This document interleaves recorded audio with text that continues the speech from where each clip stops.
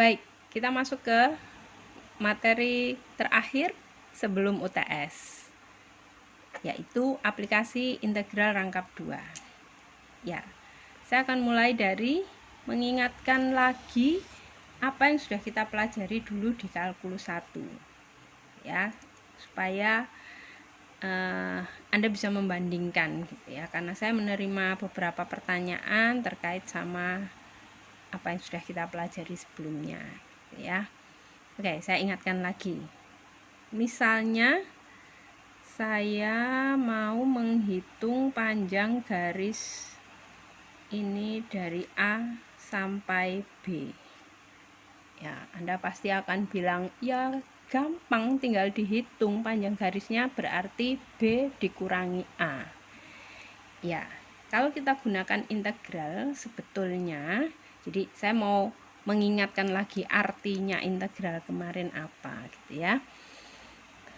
Panjang garis ini tuh adalah integralnya dx dari A sampai B. Jadi kalau saya menulis integral seperti ini saja, itu artinya saya menghitung potongan-potongan garis ini yang masing-masing potongan panjangnya adalah dx gitu ya.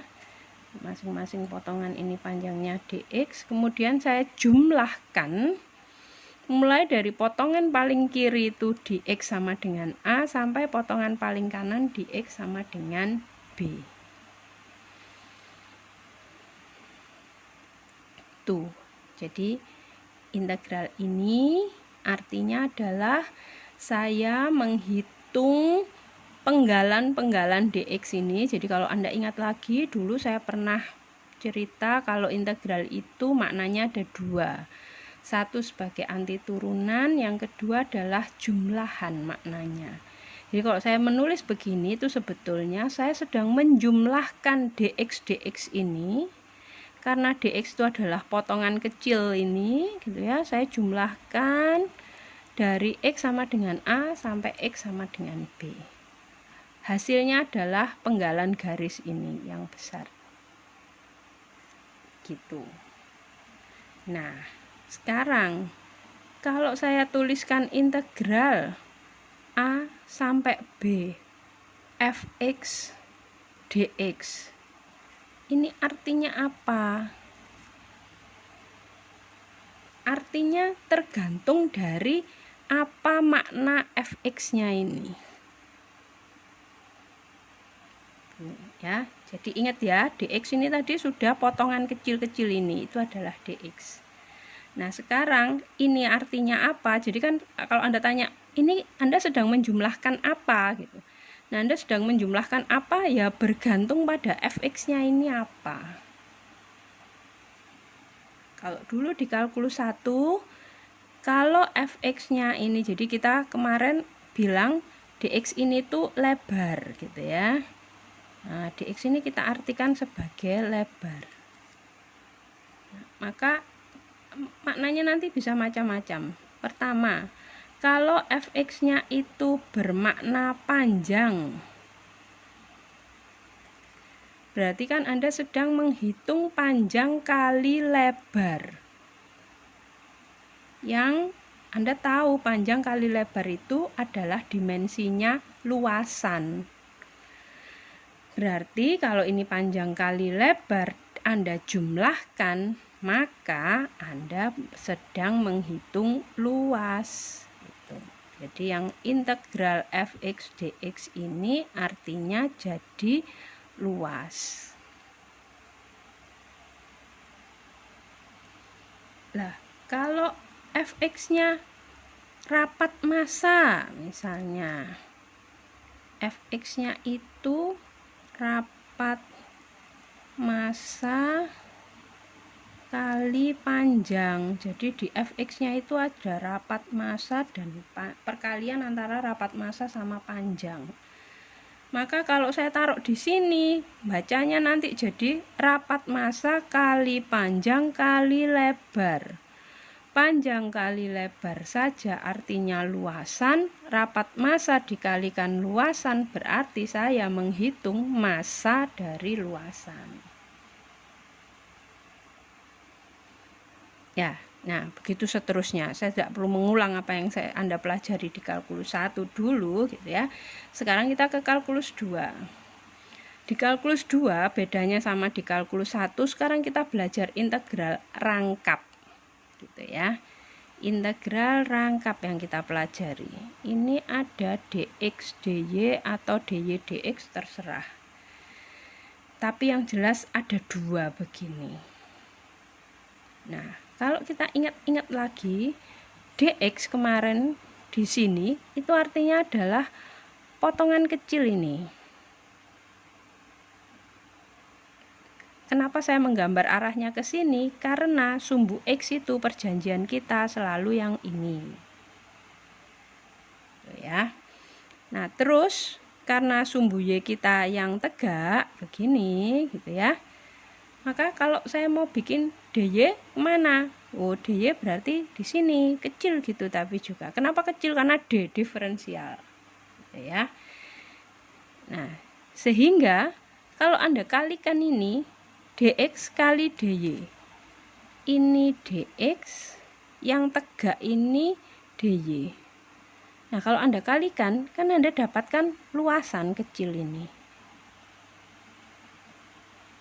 Tuh kan? Nah, luasan ini Anda jumlahkan. Ini artinya penjumlahan kan? Menjumlahkannya 2 kali. Jadi dijumlahkan dari kiri ke kanan dulu. Itu. Terus kalau sudah dikalikan sama jumlah ke atasnya. Ini. Sehingga apa yang Anda dapatkan? Ini adalah luasan.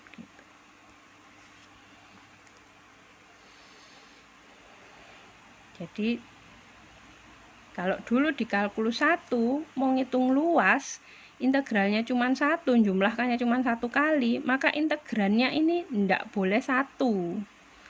Karena kalau integrannya 1, artinya saya tidak menghitung luas, saya sedang menghitung panjang saja. Begitu integrannya saya beri fungsi yang tidak sama dengan 1, maka itu berarti saya sedang menghitung panjang kali lebar, saya ngitung luas. Tapi kalau di kalkulus 2, karena jumlahkannya saja sudah 2 kali, yang dijumlahkan apa? Yang dijumlahkan adalah perkalian dari sisi kali sisi. Hasilnya apa? Hasilnya luas. Nah, berarti kemarin ada yang bertanya, lalu kalau seandainya integrannya ini tidak 1 di integral rangkap, maka itu artinya apa? Nah, artinya sangat tergantung, sama persis seperti ini, artinya sangat tergantung pada apa makna integrannya.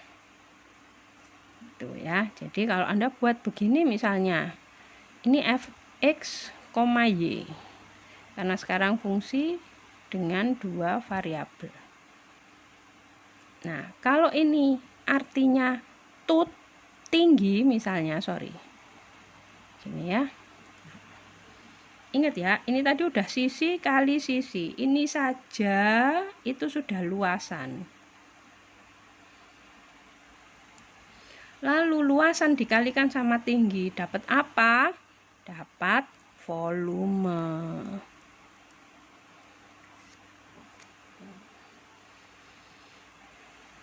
Ya, jadi nanti kalau Anda ditanya, loh, kalau dulu waktu kalkulus 1 kok batas integral ya yang kita gambar itu semua integrannya sama batasnya ini semua digambar. Ya, karena seperti tadi saya bilang, kalau ini enggak ada fx-nya itu 1 kayak gini, maka gambarnya tidak bermacam-macam ya, gambarnya cuma 1 dimensi begini. Tuh ya. Nah, tapi berarti kan kalau sekarang kalau kayak gini, lihat ya, batasnya saja itu sudah 2 dimensi. Jadi mau gambar batasnya saja itu sudah 2 dimensi, X sama Y sumbunya. Nah kalau ditambah mau ini, saya juga mau gambar ini, apa nggak boleh? Boleh. Tapi kalau Anda mau gambar ini, berarti sekarang kita punya 3 dimensi. Ada X, ada Y, ada Z.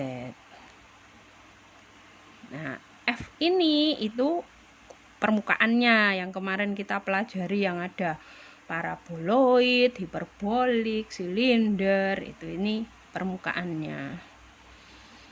Nah, nanti batasnya ini di mana? Batasnya ini adalah proyeksi permukaan ini ke bidang XOY.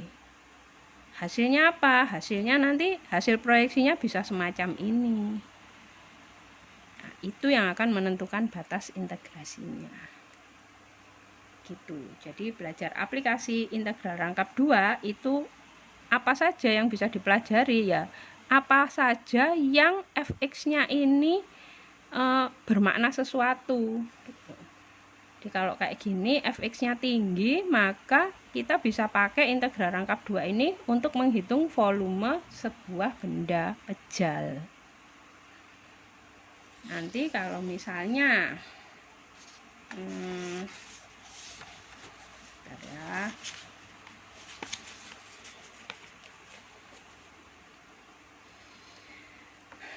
misalnya integrannya adalah rapat massa seperti ini. Ini berarti rapat massa kali luasan. Ya, ininya rapat massa.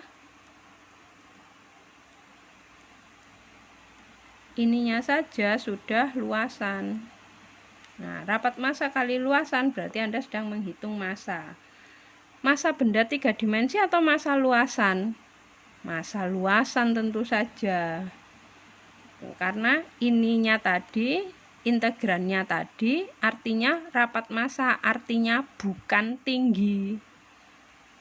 Jadi ini tadi rapat massa tetap dikalikannya sama luasan. Jadi ini sama kayak yang dulu Anda pelajari di kalkulus 1.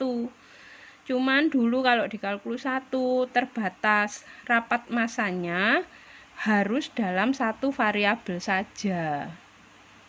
Jadi kalau nanti misalnya kenyataannya Anda ketemu sama benda yang ternyata rapat massanya bergantung pada variabel X dan Y, maka itu nggak bisa dihitung pakai integral yang Anda pelajari di kalkulus 1, karena integralnya jadi cuma 1, padahal rapat massanya variabelnya ada 2. Nah, itu bisa dihitung dengan integral rangkap 2 ini. Tuh. Terus, nah ini yang dulu di kalkulus 1 juga sudah kita pelajari nih, momen.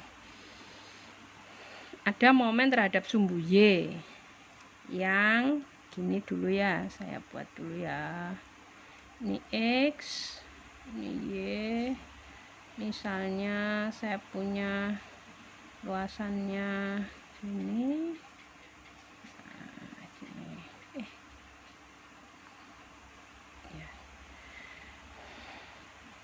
Nah, dulu kan ini dibagi pias-pias gitu, lalu Anda harus mengambil titik tengahnya pias untuk nanti menentukan momen terhadap sumbu X sama momen terhadap sumbu Y, karena mesti ngitung jaraknya ini.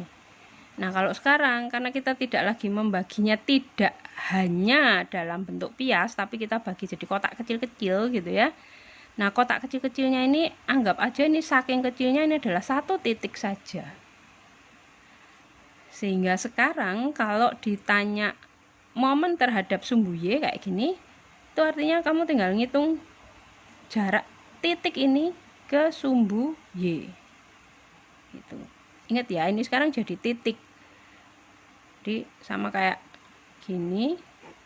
Ini ada satu titik gitu. Ditanya apa jaraknya ke sumbu Y. Titik ini sembarang, jaraknya ke sumbu Y pasti X. Nanti jaraknya ke sumbu X pasti Y. Gitu. Nah, sehingga kalau ngitung momen sekarang sudah nggak usah pusing-pusing lagi. Momen terhadap sumbu Y. Momen itu yang harus Anda ingat, kemarin cuman momen itu adalah jarak kali massa. Massa tadi rapat massa kali luas. Jadi sekarang kalau momen terhadap sumbu Y berarti tinggal nambahi jaraknya. Jarak ke sumbu Y itu X. Jadi ini nanti X rapat massa dx dy nya ini yang kemarin sudah kita pelajari kan, apakah urutannya mau dx dy atau dy dx itu terserah Anda, tinggal lihat gambarnya. Terus momen terhadap sumbu X ya sama, cuma jaraknya sekarang Y. Tuh, ya. Jadi kalau nulis kayak gini, ini batas integrasinya cuma ditulis A, maksudnya batasnya adalah luasan A gitu ya. Nah, jadi masih tetap sama. Nanti kalau ngitung pusat massa, ya pusat massa itu berarti momen dibagi sama massa. Nah, sekarang ini yang dulu waktu kalkulus 1 nggak ada, karena nggak bisa. Kalau cuma integralnya cuma 1, kita nggak bisa. Kita bendanya 2 dimensi, terus kita juga berada di dimensi 2, maka nggak ada momen inersianya. Itu ya. Nah, tapi kalau sekarang di 3 dimensi, maka saya bisa ngitung momen inersia sebuah luasan terhadap sumbu X. Nah, kalau momen tadi cuman jarak, kalau momen inersia, ini mestinya Anda lebih pintar karena sudah lulus fisika semua gitu ya. Jadi kalau momen tadi jarak kali massa, momen inersia itu adalah jarak kuadrat kali massa. Jadi kalau ada momen inersia terhadap sumbu X, maka jaraknya dikuadratkan. Jaraknya tadi Y kan, Y-nya dikuadratkan. Lainnya sama.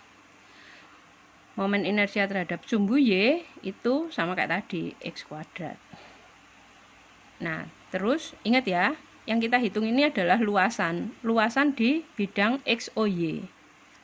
Jadi kalau saya buat gambarnya, luasan kita tuh posisinya di sini, di bidang X, O, Y. Gitu.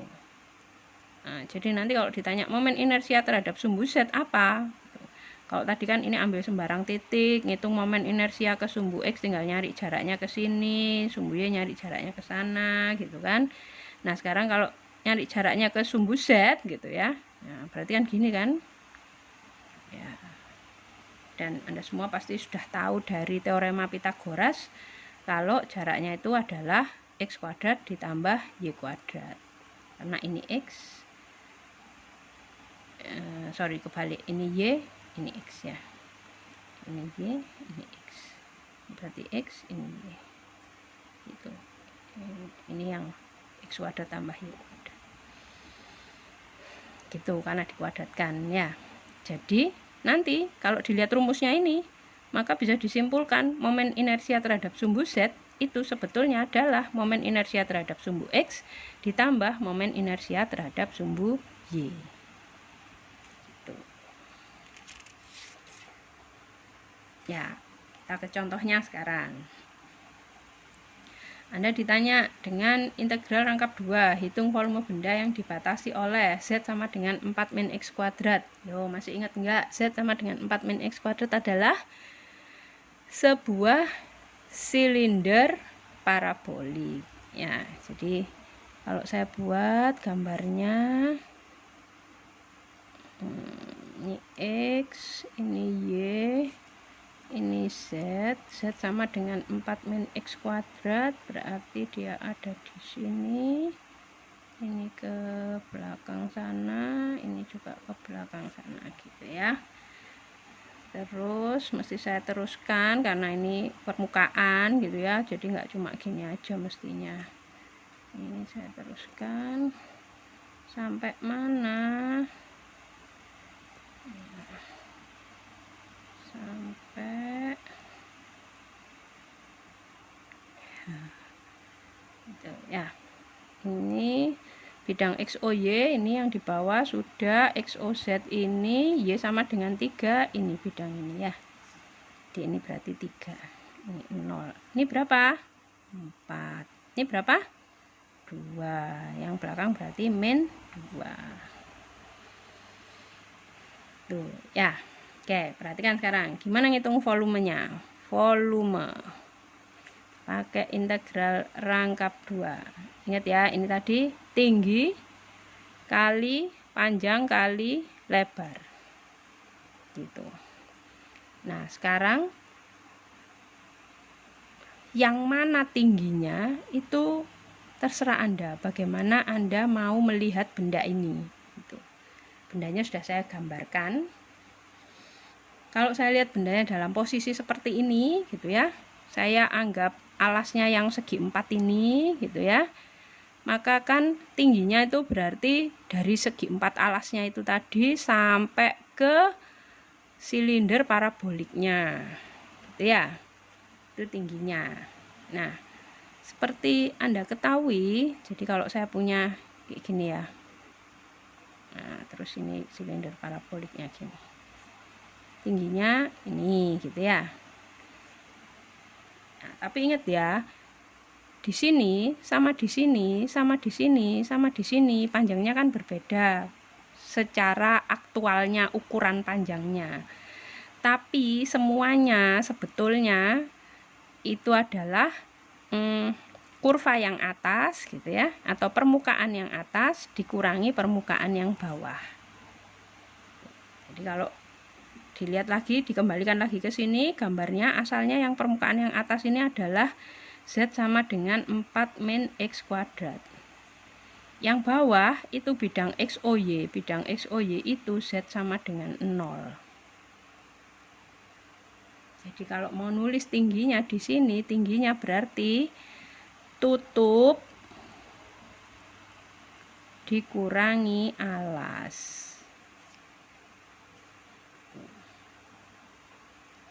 Nah, terus ini tinggi kan, kali panjang kali lebar. Mau dx dy atau dy dx itu terserah Anda. Tapi berarti nanti lihat gambarnya yang mana. Lihat gambarnya gini, tadi ini udah dilihat tingginya kan, udah lihat tutup sama alasnya. Sekarang proyeksikan benda ini ke yang Anda bilang alasnya itu tadi. Jadi proyeksikan benda ini ke bidang XOY. Nah, bisa bayangin nggak kalau diproyeksikan ke bidang XOY? Saya buat di sini ya. Yang sampai negatif kan X-nya. Ini X, ini Y, gitu ya. Terus tadi batasnya di Y sama dengan 3, gini. Terus ini min 2, ini 2, ini 3. Tuh. Nah, berarti kalau saya mau buat integralnya ini dx dy misalnya, gitu ya. Maka batas yang dalam ini punyanya X. X sama dengan sampai X sama dengan. Dari berapa ya? Dari, lihat X ya, X. Jadi ngelihatnya dari kiri ke kanan. Bikin garis dari kiri ke kanan. Nah, ketemu pertama sama kurva apa? Kurva X sama dengan min 2. Ini batas bawahnya min 2. Sampai keluarnya di kurva apa? Keluarnya di kurva X sama dengan 2. Gitu. Terus dy, berarti Y, lihatnya dari bawah ke atas sekarang. Bawah ke atas itu Y sama dengan berapa bawahnya. Jadi kalau ini bikin garis-garis gini, terus mulai bawah, bawahnya Y sama dengan 0, sampai atasnya Y sama dengan 3. Gitu. Jadi karena ini batasnya konstan semua, maka kalau mau Anda bolak-balik, ini tetap tingginya tetap ambil yang ini, tapi ini mau dibalik dy dx, ya batasnya tinggal balik aja, karena sama aja kalau saya lihat dari bawah ke atas dulu, ketemunya Y sama dengan 0 sampai Y sama dengan 3, kiri kanannya X sama dengan min 2 sampai X sama dengan 2. Nah, ini sekaligus menjawab pertanyaan kemarin. Kalau luasan batas integrasinya ini berupa segi 4 begini, maka kalau dikerjakan pakai sistem koordinat kartesius, batasnya akan konstan semua. Nah, kalau Anda tanya, loh ini dikerjakan pakai sistem koordinat polar nggak bisa? Tak bisa. Tapi urusannya nanti jadi tidak semudah ini gitu. Karena kalau ini kamu kerjakan pakai koordinat polar, berarti lihat ya, saya tarik garis dari sini. R itu kan dari pusat koordinat. Saya tarik ke sini sama saya tarik ke sini, loh R-nya nggak konstan kan? Karena dia bukan lingkaran. Kalau dia lingkaran itu saya tarik R-nya kemana-mana, R-nya sama. Karena lingkaran itu adalah titik-titik yang berjarak sama dari pusatnya. Sementara kalau kayak gini, jangankan ini sama ini, saya bikin gini aja, sama-sama nih ketemu sama garis yang sama. Ini nggak sama, nggak konstan. Gitu. Jadi pemilihan sistem koordinat itu akan menentukan mudah atau susahnya integralnya. Ya, oke. Sekarang kalau nggak mau ini, misalnya saya lihat benda itu, saya berdirikan gini loh Bu, tingginya itu ini gitu, boleh apa enggak? Boleh. Jadi ini kalau Anda mau tingginya ini, lihat ya, tingginya berarti berapa? Ayo, dari 0 sampai 3, gampang toh, berarti tingginya pasti 3. Nah, cuman sekarang kalau mau lihat alasnya, ini kalau saya proyeksikan, proyeksinya jadi yang ini. Nah, ini X, ini Z. Jadi kalau ini tingginya, nanti panjang kali lebarnya itu dx dz atau dz dx. Nah, terserah. Misalnya mau dz dulu, ini dx gitu ya. Misalnya mau dz dulu, berarti gitu ya. Kalau saya mau dz dulu, maka ini nanti lihatnya jadi dari bawah ke atas dulu. Dari z sama dengan 0 sampai 4 min x kuadrat. Nah, terus x-nya ya ini tadi min 2 sampai 2 toh ya. Berarti x-nya, ingat ya, batas paling luar harus konstan. Jadi ini min 2 sampai 2. Kalau dibalik mau begini, tapi ini mau dx dz, boleh apa enggak? Boleh.